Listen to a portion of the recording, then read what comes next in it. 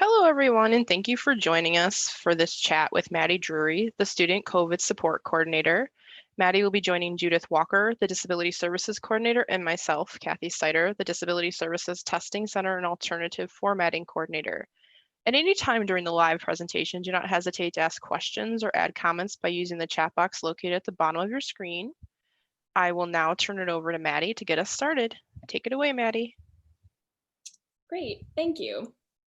So hello, everyone. I'd just like to also thank Kathy and Judy for having me, and thank you all for watching this or for being here today. And I just want to echo what Kathy just said, which is I have this PowerPoint presentation set up, but I really encourage anybody to stop me at any time and ask questions. So to start it off, here's a quick overview of what we have planned. So I'm gonna take a couple minutes to just introduce myself, and then I will introduce the role that I play as the Student COVID Support Coordinator. Excuse me. Then I will outline some of the resources that we in Student Affairs have available in partnership with departments across campus. We'll talk a little bit about COVID-19 reporting and why it's important, and then talk about the ways that you can contact us, and then answer some more questions that haven't come up yet. So as a quick introduction, so I'm Maddie. I went to Albion College and I majored in sociology, education studies, and public leadership and service. And I graduated in 2015. My background, my work background is in both youth and community leadership. My favorite color is green, and I like to camp, hike, do photography, and one of my long-term goals is to become a professor of sociology. So as the Student COVID Support Coordinator, I work within Student Affairs, and I report directly to Amy Finley, who's the Dean of Students. And the main function of my job is to get you, students, connected to resources.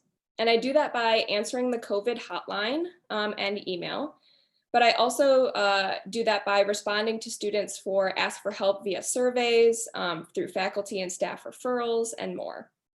So despite the name of my role, we encourage all students with any questions to contact our team, even if it's not directly COVID related.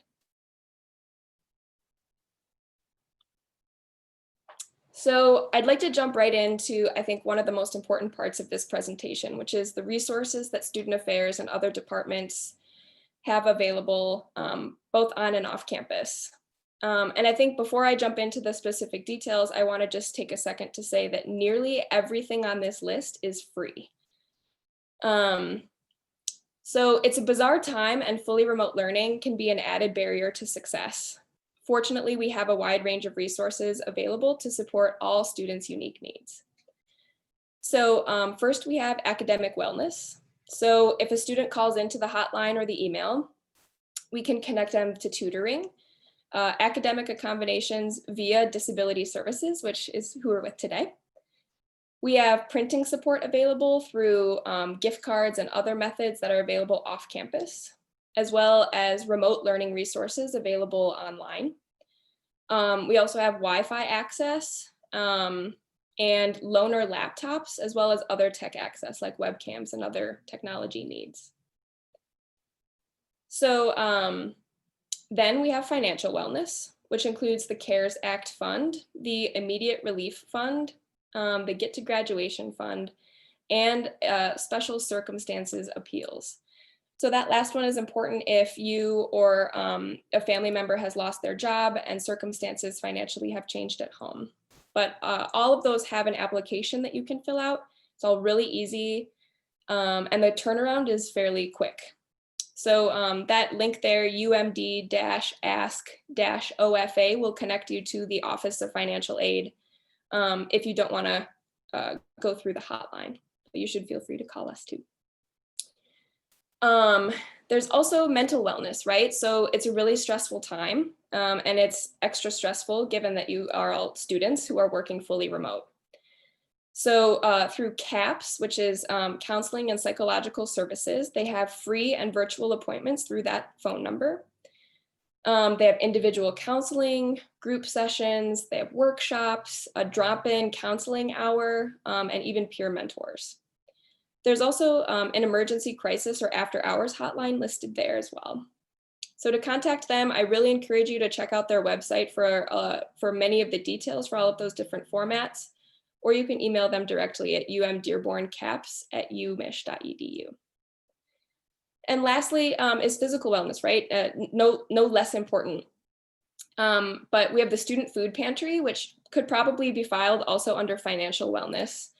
That relieves some of the stress, I think, involved in buying groceries or going out to get groceries. It's available 2 days a week for curbside pickup this semester. And you can just email that email address. They'll send you a worksheet and you can request specifically what you'd like to have. And finally, under physical wellness is COVID support. So we offer a lot of support in that arena, which I'll get into, I think, in a little bit more detail shortly, but we reach out to faculty. We can offer a list of testing sites. So we'll jump into that in more detail shortly, but that's under what we do as well.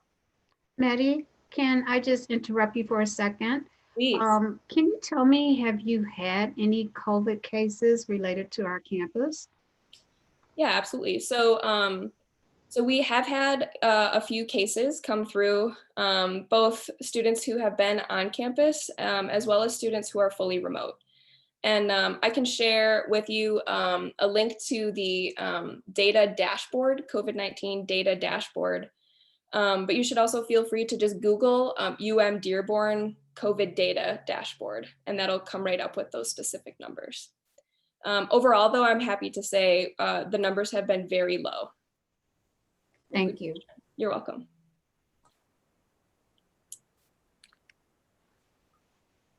So the resources I just outlined, well, actually, let me go back one more time and just say, so here's our list.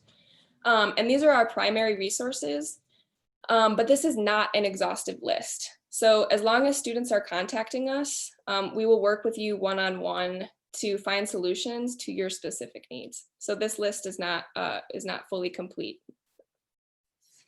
I'd also like to just say, if looking at this list, there's a resource that you're aware of that is not on here.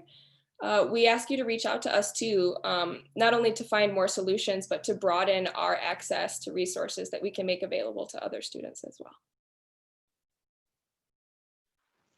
I'm going to ask Maddie. Yeah. So you mentioned the CARES funding and immediate relief funding. Can you just go over that really quick again, just as many times as we can get that out there? What would be the reasons a student would like apply for either? Absolutely. Yeah. So actually, let me pull up my list here, and I can just reference that specifically. Perfect. So the way to access that information is to Google U of M-Dearborn emergency resources. So that's the page you want to be on. And it outlines a variety of different options for applying for additional financial aid. That can be, it can be specifically for pretty much any economic disruption that has been caused by the pandemic.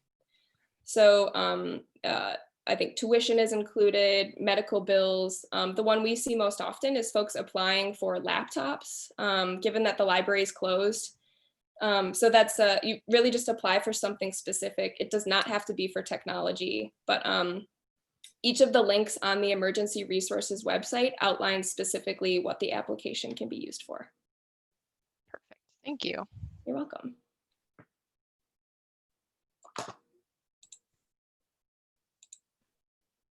So next, I'm going to go on to more COVID focused. So this is just a whole other half of the job, right? So the resources I just outlined are intended to uphold our Wolverine Care Pledge and our reality right now.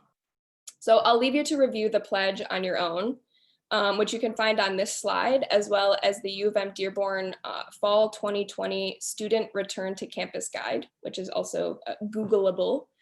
But overall, this pledge is made by U of M students and outlines a commitment to respect yourself and others with efforts to maintain health and safety for all.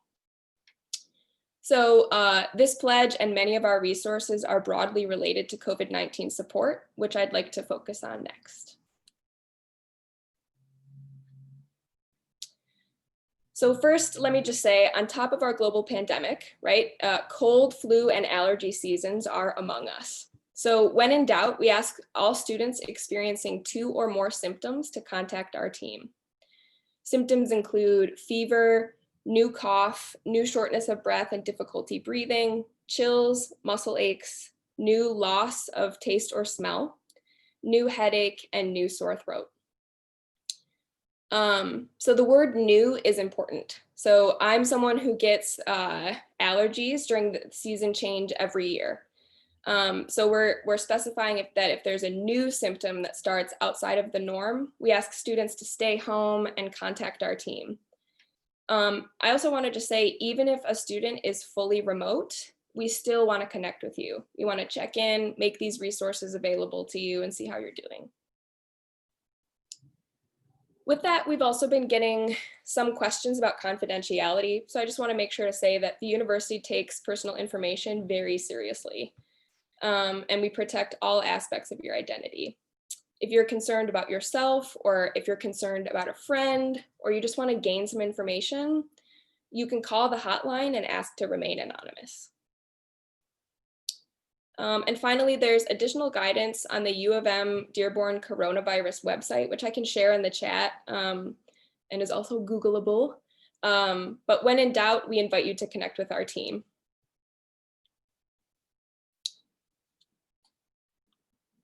So why report, right? By connecting with our team, you maintain your Wolverine Care pledge and contribute in significant ways to the health and safety of our campus, as well as our greater community.